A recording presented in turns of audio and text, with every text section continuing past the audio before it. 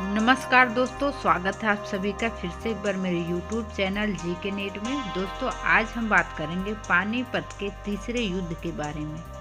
पानीपत का तीसरा युद्ध कब हुआ और किसके बीच हुआ? तो नए हो तो मेरे चैनल को लाइक और सब्सक्राइब कर लीजिएगा ताकि आप लोगों को ऐसी वीडियो मिलती रहे। पानीपत का तीसरा युद्ध 14 जनवरी 1761 को हरियाणा के पानीपत के मैदान में लड़ा गया था।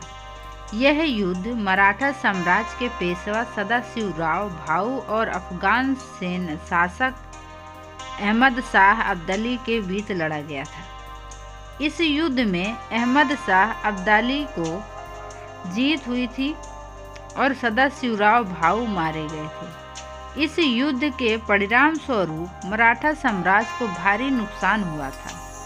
इस प्रकार पानीपत का तीसरा युद्ध 1761 में हुआ था और इस युद्ध की शुरुआत में मराठा सेना को कुछ सफलता मिली, लेकिन बाद में अफगान सेना ने मराठा को पराजित कर दिया।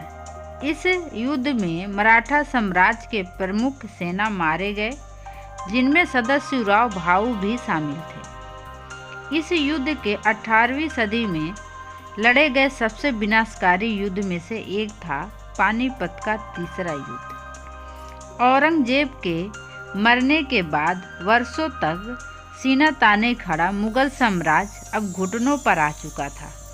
मराठों के लगातार आक्रमण से मुगलों की हालत खराब हो चुकी थी। उत्तर भारत के अधिकांश इलाके पहले जहां मुगलों का शासन था, अब वहां मराठों का कब्जा हो चुका था।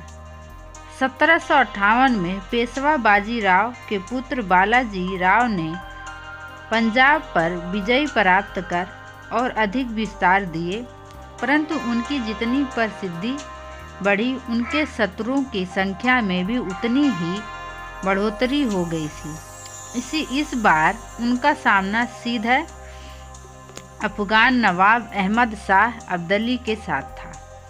14 जनवरी 1761 को पानीपत में अब्दाली के नेतृत्व में अफगान सेना और मराठा सेना के बीच 18वीं सदी का सबसे भयानक युद्ध लड़ा गया।